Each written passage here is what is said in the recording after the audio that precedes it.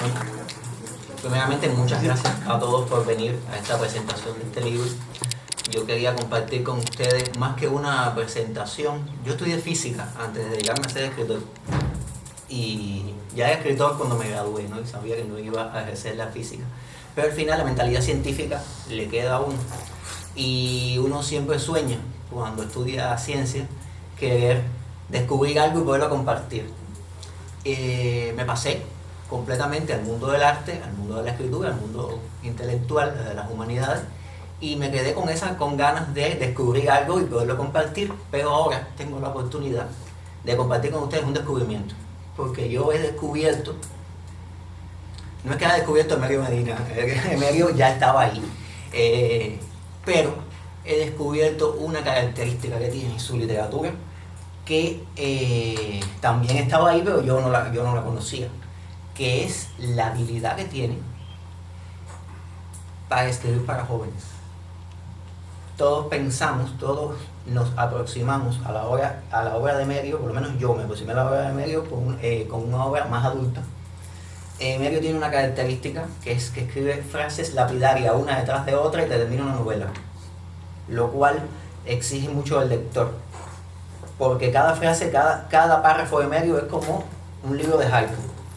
Emerio escribe contundente, y entonces enfrentarse a una novela de Emerio es algo que realmente es una experiencia que yo considero maravillosa.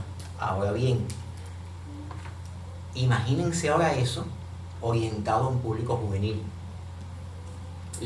Este libro que tenemos aquí, Era diciembre, que además tiene un título que recuerdo cuando hablamos por primera vez de este título, yo me morí de envidia, ¿no? Porque Era diciembre es un excelente título. Este libro es un libro que su público objetivo es el público juvenil. Todos pueden leerlo, pero es básicamente un público juvenil.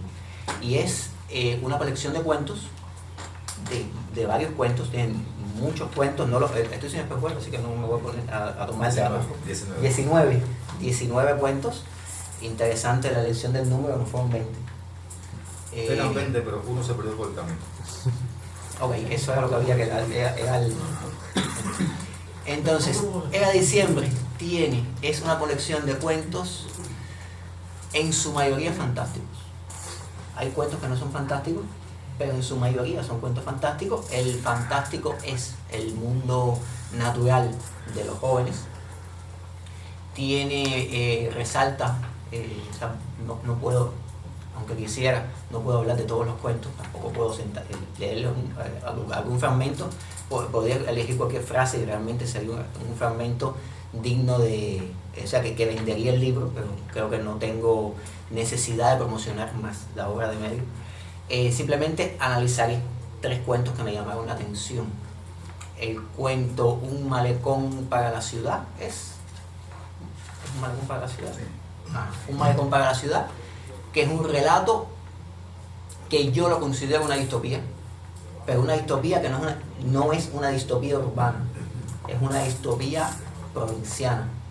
Y es interesante porque es una distopía que no trata de distintos pueblos, trata de distintas ciudades. Él le llama ciudad alfa, ciudad beta, y en el fondo es una gran crítica a la burocracia, es una crítica enorme al sistema burocrático y a cómo a veces el sistema ataca a los que piensan, pero con un tono que no es jocoso. Es este concepto que vivíamos de distopía tropical, ¿no? Que es que nosotros le entramos a la sociedad disfuncional con buen tino, porque ya vivimos en una. El otro cuento del que quería hablarles es La segunda vuelta, que es un cuento que me llamó la atención porque los personajes no solamente son ancianos, son centenarios. Sin embargo, de lo que trata el cuento, que no se lo voy a spoilear, por supuesto, de lo que trata el cuento es algo con lo que puede conectar cualquier persona.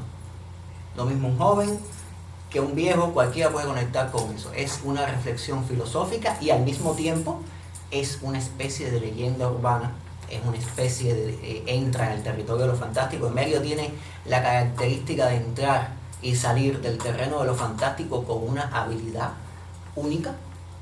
Y aquí caigo en el cuento que más me ha impresionado de todo el libro, que tuve la oportunidad de escucharlo leído por Emelio en Santa Clara, que es el que da nombre al libro, Era Diciembre. Era Diciembre es no solamente un cuento fantástico, Era Diciembre es un cuento fantástico que tiene la característica de unir, de mezclar el folclore cubano y el imaginario, eso que llamamos ciencia ficción, eso que llamamos fantasía, eso que llamamos fantástico, lo mezcla de una manera armónica, de una manera maravillosa, y además se centra en una parte del folclore cubano que no es ni el originario indígena ni el africano, sino es el europeo. Aquello que tenemos de europeo que también vive en nosotros, aquello que trajeron no los colonizadores en la punta de la espada, sino lo que trajeron los inmigrantes de Europa. Y entra en un terreno mágico, en un terreno folclórico que simplemente hace del cuento una maravilla. Es interesante que lo he visto muchas veces cuando se trabaja con personajes campesinos. Muchos autores cometen el error de hacer que el campesino que hable incorrectamente, que no hable el español bien. También pasa cuando lo hacemos con personajes marginales en entornos de ciudad. Sin embargo, Emelio nos ha dado a todos una lección con algunos cuentos aquí. Los personajes todos hablan el español medio, el español plano. Sin embargo, queda claro cuando el campesino habla, no por las palabras que emplea, sino por la manera en la que lo hace, por la economía de palabras que sabemos que emplean los campesinos, porque habla poco, porque habla en formas de sentencias.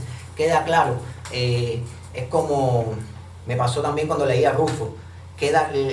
A mí no me queda claro que haya pueblos donde las personas hablen así, pero indiscutiblemente ese que está hablando ahí es un campesino, ese que está hablando ahí es una persona de determinado entorno, y se puede apreciar el entorno solo por el uso del lenguaje, sin deformar el lenguaje, sin emplear localismos, sin emplear palabras maldichas, simplemente por la manera en la que lo hacen, lo cual demuestra una vez más que este es un libro escrito por un maestro. Otro detalle interesante, y ya para no aburrirlos tanto, es que la literatura juvenil tiene dos grandes características. En medio lo estábamos hablando el otro día: la épica y la fabulación. La épica y la fábula. Hay un cuento aquí que, si mal no recuerdo, se llama La ciudad de los pájaros sagrados, que es un cuento que tiene el tono de la fantasía heroica. Es un cuento que nos da una lección a todos aquellos que pretendemos escribir fantasía heroica. Nos da una lección en cuanto a mostrarnos una situación con épica, contarnos una fábula que aporta, y al mismo tiempo introducirnos en un universo completamente fantástico que nos resulta entrañable y agradable, y tal parece que me estás haciendo un cuento de Polonia, no de un universo nuevo. Hay una parte en la que me interrumpí y dice, no, es que es polaco. La manera en la que Emelio introduce una historia en un universo, una historia que desde el principio tiene un nivel de realidad, diferente, tiene un nivel de realidad de fantasía heroica, y al mismo tiempo no te das cuenta, asimilas, resuelve de un plumazo algo que a mí me llevó años depurar, que es introducir un universo nuevo de fantasía o de ciencia ficción sin que se babee el lector, sin que el lector se quede extrañado, como si le echaran un balde de agua fría. Emelio lo logra muy tranquilamente, lo logra como si simplemente estuviese hablando de una noticia que pasó en China, de algo que yo no entiendo muy bien los conceptos y los lugares de los que me estás hablando, pero entiendo la fábula, entiendo la historia, me siento identificado, es algo que podría pasar. Y también, y eso viene con la literatura juvenil, no lleva solo épica, lleva contar una historia que el joven, y aquí los jóvenes son de cualquier edad, el público objetivo de esto es un público juvenil, esto es una colección de cuentos juveniles para jóvenes de cualquier edad, cualquier persona puede entrar, conectar con estos cuentos y su joven interior va a salir.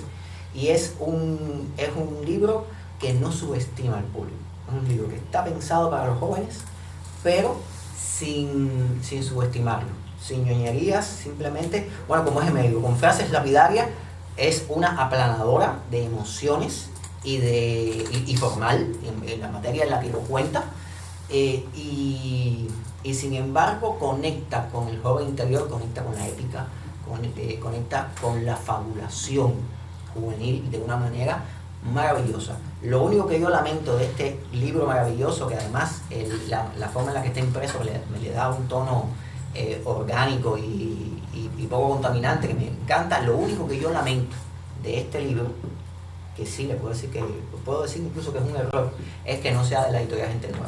Es lo único que yo. Muchas gracias.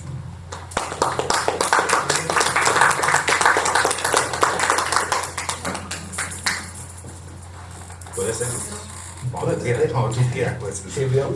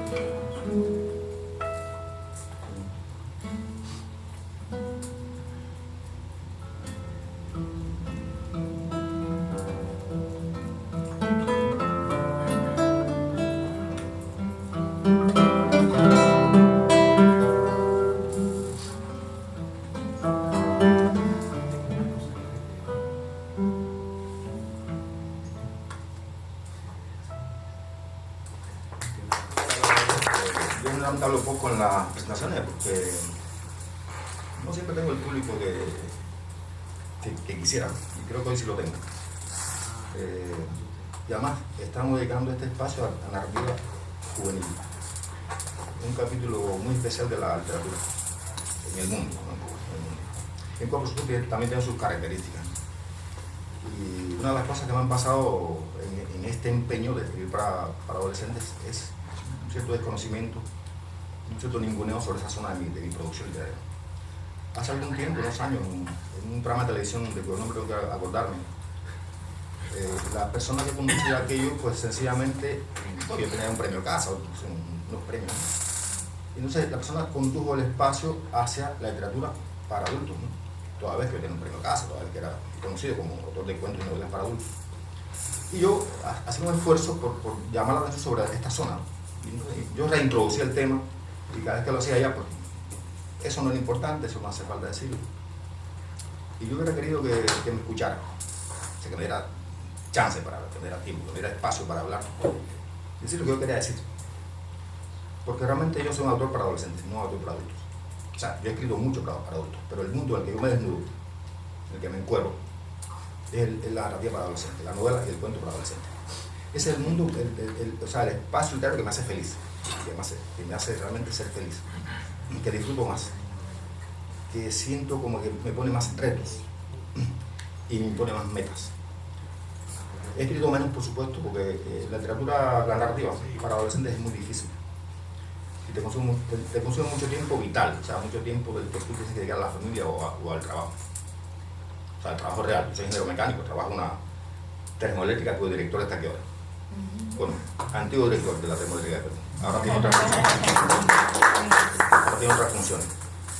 Entonces, por eso es que toda vez que es difícil, por una diferencia muy sutil y a la vez muy práctica, muy pragmática, ¿no? Quien escribe para adultos sencillamente se deja llevar por las circunstancias, por lo corriente, por lo común, por la noticia. Se informa viendo el noticiero o leyendo, qué sé yo, la prensa. O se informa por las redes, ¿no? Digamos, que es lo que más se hace hoy. Y de alguna manera, pues eso es fácil, ¿no? Hay un calor de información que llega a ti, tú la procesas, o sea, tienes las herramientas para eso, y produces, qué sé yo, cuentos, novelas. En cambio, el autor para adolescentes no se nutre de esa información casual, diaria. Se nutre de fuentes que ya están con él hace tiempo, que ya lo alimentaron. En su momento, alguien sembró en su cerebro, en su mundo, esas preguntas. Y lo que leyó en su momento es lo que le sirvió hoy para, qué sé yo, documentar lo que va a hacer. Quizás ese es mi caso.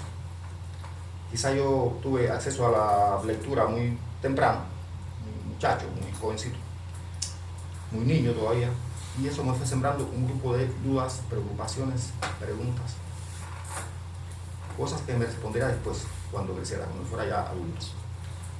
Y la forma que encontré para responderme esas preguntas fue precisamente escribiendo narraciones para adolescentes.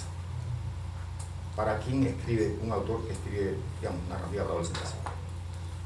No es para cualquier adolescente. Es para ese adolescente que fue él mismo cuando le tocó hacerlo. Por tanto, yo no puedo disponer de mi tiempo y de mi imaginación para complacer los deseos de nadie. Yo complazco mis deseos, mis frustraciones, mis sueños, mis esperanzas, cuando escribo una narración para adolescentes. O sea, ese autor ideal soy yo.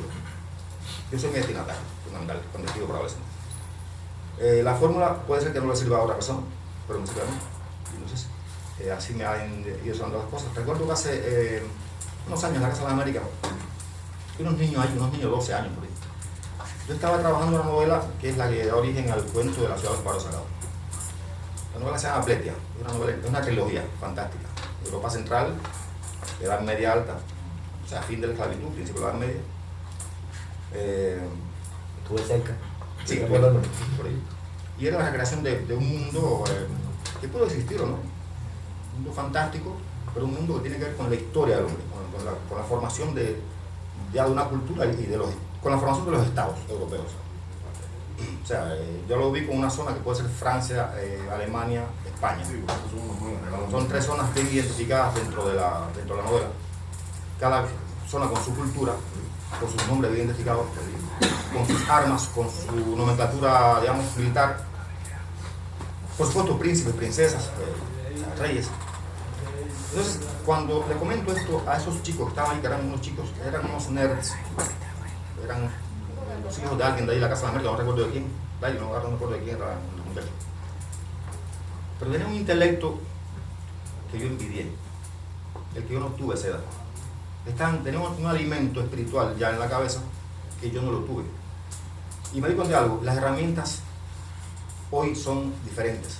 El niño es el mismo, pero la herramienta es diferente. O sea, hay un acercamiento a la cultura hoy mucho más rápido que lo que tuve yo en mi momento. Entonces, lo comprobé con una razón muy simple.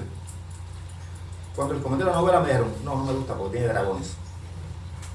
Y le dije, pues no, no tiene dragones.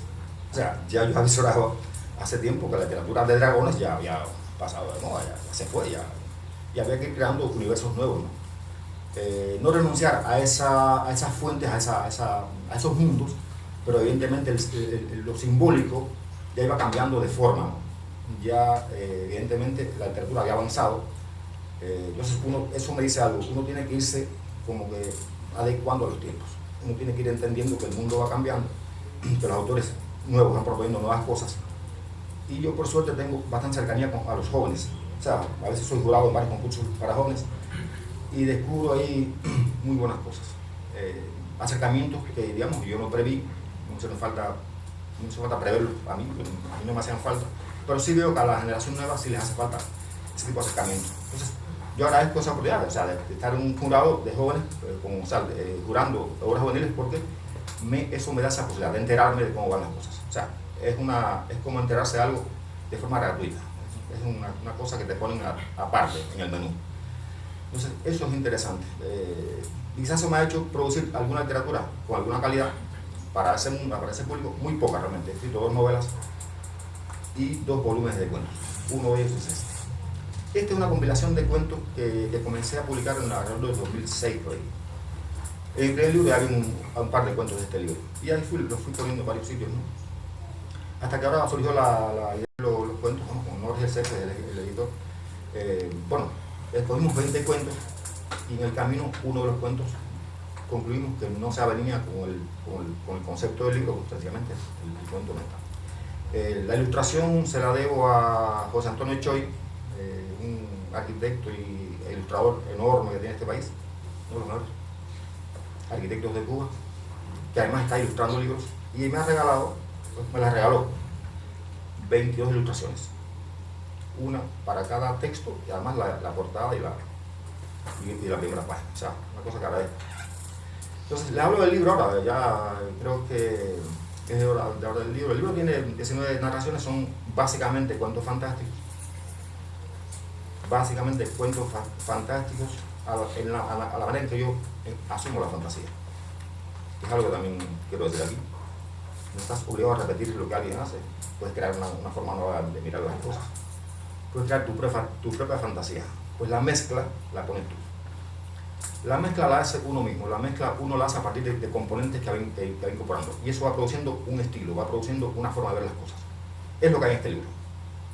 19 narraciones cortas, de corte básicamente fantástico, que mezclan una realidad, la más pragmática, la más tocable, la más terrenal, con una salida fantástica. Ese es mi concepto de la literatura fantástica. O sea, yo no escribo ciencia ficción, o sea, es un campo al que no llego. O sea, quizás no me interesa como género, y no es que no me interese como lector, pero como escritor, como autor no me interesa. Porque gasto las balas y los tiros en la narración fantástica. Ese es el mundo que me absorbe, tanto las novelas como los cuentos que escribo para adolescentes. Aquí sencillamente diría algo que tiene que ver con el lenguaje. El lenguaje es quien domina ese libro, desde la primera hasta la última palabra. A veces yo converso, y yo agradezco cuando vengo a La Habana porque converso bastante. A veces converso en un sitio donde uno puede tomar una cerveza, y eso por supuesto genera ciertas calorías en la conversación. También lo agradezco. Me disculpo si en algún momento donde he estado tomando cerveza, cuando he expuesto algún concepto muy propio, muy mío, y bueno, quizás no se entiende del todo, pero yo tampoco sé defenderlo. Recuerdo que soy ingeniero mecánico, no estudio literatura, y como ingeniero mecánico tengo que enfrentar problemas a diario en una termoeléctrica, y los problemas son allí de otro corte, de soldadores, de mecánica, de grúas, y entonces el tiempo que me queda libre para dedicarlo al pensamiento literario pues es muy breve. Entonces, por eso es que cuando tengo la oportunidad de ver a alguien cerca, como nos pasó en Santa Clara, que tuvimos un encuentro en Santa Clara que fue mágico, pues estaba Abel, estaba Eric, y había otros narradores. O sea, entonces conversamos y el lenguaje fue un espacio de comunidad total. Éramos más que un gremio, una cofradía de autores que compartíamos la misma mirada. Fue fácil comunicarnos. Yo ahí hablé de cosas como el español llano, el español medio llano. El español medio llano es el que uno usa, la norma del habla en Cuba es el español medio. Más allá de que en La Habana se hable de una forma y en Oriente de otra. Por tanto, la norma de escritura en Cuba es el español medio. O sea, ya ahí no entra localismo, no entra deformación del lenguaje, no entra corrupción del lenguaje, no entra ningún tipo de este tipo de cosas que son atractivas aparentemente para un lector, pero que lo que hacen es deformar el lenguaje que el lector necesita. Y hablando del lenguaje, si hablamos de adolescentes y lenguaje, ahí hay una situación que sí tenemos que tenerla clara. La adolescencia es quizá el espacio temporal donde se forma y se define la personalidad. Es ese espacio temporal donde ocurre lo más importante de la vida de la persona, los cambios más importantes, a nivel hormonal y a nivel psicológico y cultural. Una misión del autor para adolescentes es precisamente sembrar semillas a esa edad. No semillas que puedan deformar el comportamiento, sino semillas que llevan a crecer. En Cuba, yo he visto que los autores para adolescentes generalmente recurren a conflictos de adultos, les ponen un poco de miel y los convierten en una razón para adolescentes. Y yo identifico eso rápidamente. El conflicto del adolescente no tiene que ver nada con el conflicto del adulto. Los muchachos de esa edad tienen sus propios conflictos, que pueden parecerse a los del adulto, pero no tienen nada que ver con eso. No tienen nada que ver con lo que el adulto piensa o resuelve o enfrenta. El muchacho tiene sus propios conflictos y entonces uno debe tener claro eso. Entonces le decía que yo escribo para mí, porque yo tengo claro mis conflictos, porque tuve a esa edad. Entonces, quizás es relativamente fácil dirigir la narración hacia ese espacio. Es el momento de sembrar esperanza, de sembrar ilusión, de sembrar cosas tan socorridas como amistad, como amor, como futuro, como esas cosas que a veces uno desecha porque ya me parece que está dicho, o nunca está dicho, eso nunca está dicho. Ahora todavía hay que decirlo, ahora todavía hay que salvar, no el alma, porque el alma no, o sea, yo no entro a esa parte de esa película, pero salvar un poco de lo espiritual. Y una persona que puede estar enfrentando a la situación más difícil, como esta de hoy, pero que puede soñar. O sea, no vamos a renunciar al sueño porque no hay corriente. Hay que seguir soñando, ¿no? Si no fuéramos humanos. Entonces, si entendemos eso, si entendemos que el muchacho, y no digo el niño, yo no escribo nada para niños, yo escribo para personas que ya tienen entre 12 y 17. Esa frontera amplia y permeable, donde tanta gente existe, donde tantas preocupaciones se generan, donde tantos problemas ya se van resolviendo. Una vez que se plantea la pregunta, el problema comienza a resolverse. Se resolverá después cuando la vida te empieza a golpear, cuando la vida te caiga encima, cuando venga la familia propia, cuando vengan los hijos, cuando venga el trabajo, cuando no haya agua. Ese día comienza a resolverse ese problema. Lo resuelves desde ahí, desde la preocupación que te planteaste hace, qué sé yo, 20, 15 años, cuando tenías 15 años. O sea, ese es el mundo que yo trato de arreglar. Por supuesto, hay no es obligación, pero es como una intención en lo que hago. Es el hecho de trasladar íconos de la cultura universal a un lenguaje asequible a un adolescente. No hay que complicarle mucho la ecuación al muchacho. Es sencillo. Yo siempre he dicho sencillo y efectivo. O sea, simple y efectivo. Si lo haces así, simple y efectivo, no hay problema. Eso es lo que trato de hacer cuando escribo para adolescentes. Eso es lo que me propuse siempre. Desde que asumí que podía escribir, que fue hace unos 20 años. Eso fue lo que traté de escribir. No encontrarán en un cuento mío una anécdota, no existe. Hay fábula, una anécdota, no hay anécdota. Yo no apuesto por la anécdota, ni siquiera las novelas, ni siquiera la razón para otros. No apuesto por la noticia. Quien quiera enterarse de algo en un cuento mío, pierde el tiempo. Quien quiera enterarse de cómo está el pescado en el esquina de hoyo conmigo, no lo va a hacer nunca. Yo hago apuestas por lo conceptual, por lo simbólico. Y esa es mi literatura. y más que literatura, es la literatura que yo escribo para adolescentes. Esa es la idea. Yo creo que lo estoy aburriendo ya. Les leeré algo. Yo nunca leo mucho en público, pero creo que ahora merece la... Sí, lo merece. Parece que lea un cuento breve. ¿Sabes cuál voy a leer, no? Un cuento corto. Un cuento de 2 páginas, que se llama La lección.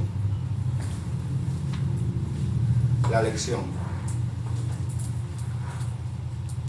Es una distracción a la voz, que yo no leo mucho, o sea, no, en voz alta se me da muy mal leer.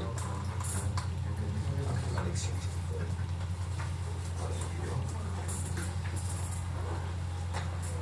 42. Este texto se llamó en su tiempo Taller de Narrativa. Después le cambié el nombre a la lección porque me parecía más propio de lo que... O sea, es un taller de narrativa, en fin, lo que estamos... Estaba bien. Pero, sí, pero... Así está mejor. No sé, quizás para... Como escribo para un lector más universal, pues me parecía que taller de narrativa no funcionaba. Después entendí que sí. Bueno, aquí está como la lección.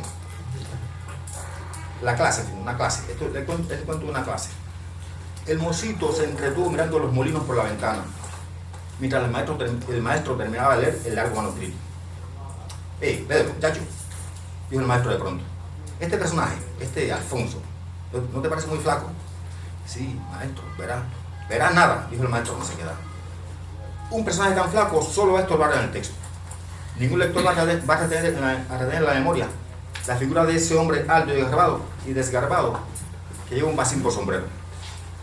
El mocito bajó la mirada y se rascó la cabeza. Si bien el hombre flaco de su historia sería difícil de recordar para un lector, la idea de llevar un bacín por sombrero no le resultaba tan descabellada. Pero aceptó la observación y levantó los ojos otra vez hacia las lejanas torres de piedra de los molinos. El maestro acercó el candelabro, carraspeó y habló sin mirar a su pupilo. Señaló con el dedo una oración muy larga, una frase atrevida, una palabra inadecuada que se podía sustituir por un sinónimo cualquiera. Ajá, apartó los ojos del papel. Este otro personaje, Pancho, ¿no te parece muy gordo? Sí, maestro, el problema es que nada. El maestro golpeó la mesa con la palma de la mano. No estaría bien que la atención de los lectores se desviara hacia ese detalle tan poco importante. En general, los personajes gordos molestan en cualquier historia. No es bueno comenzar tu carrera creando personajes tan voluminosos.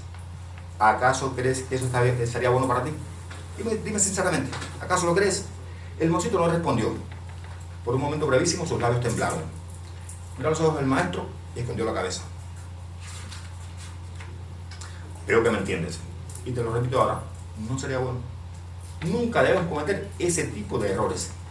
Y nunca debemos comenzar la carrera escribiendo textos tan largos. Se lo dije a tu madre cuando ella vino a hablar conmigo. Creo que la poesía es lo mejor para ti. Sí, la poesía. Algunos sonetos, algunas glosas. Algo rimado estaría bien. ¿Recuerdas de la tabla de Spinella? Bien. La Spinella te funcionaría muy bien. El mocito quedó callado. Otra vez fijó la mirada en las aspas de los molinos.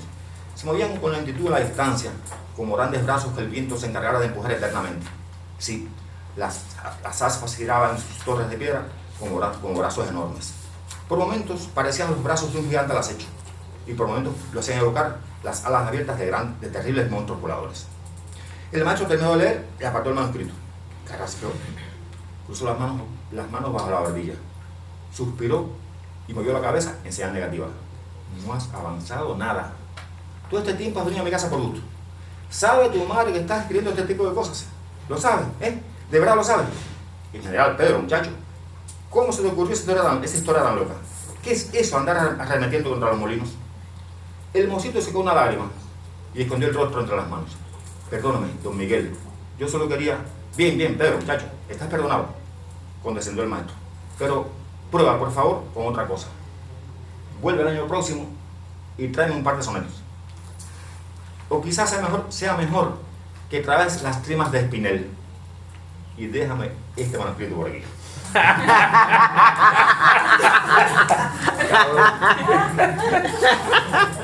Lo echaré al fuego. Así no te buscarás problemas con tu madre. El mocito se levantó sin mirar a los ojos y se fue con la cabeza baja. El maestro se acercó a la ventana y logró alejarse hasta verlo desaparecer en la dirección de los molinos. sonrió después y cerró la ventana. Echó las llaves a la puerta y acercó otro candelabro. Le brillaban los ojos cuando se sentó a releer el manuscrito. Gracias.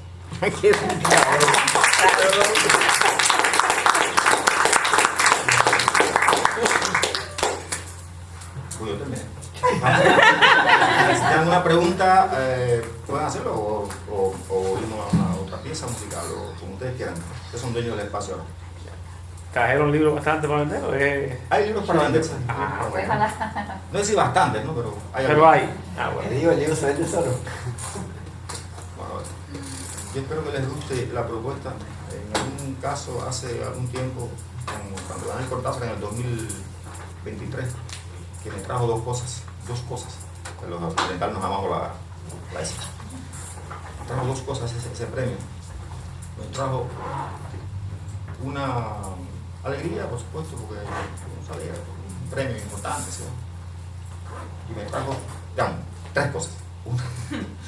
Una mala, o sea, una buena, que fue la alegría, y dos malas. Las dos malas fueron cosas tan poco esperadas. Una entrevista que me hizo alguien y al transcribirla, pues sencillamente tomó mis palabras y las vendió como el cuento. Eso fue triste porque el cuento era otra cosa. Yo sencillamente estaba hablando en mi oficina de Felton. Y la persona sencillamente lo grabó con su teléfono y eso mismo fue lo que reprodujo. Entonces, fue lamentable. Después se disculpó, digo, pero ya lo hiciste, ya está en la prensa, ya la gente ve el periódico, la idea se va del cuento, es otra cosa. Eso es triste. La otra fue una guerra declarada y abierta con misiles Poreshnik.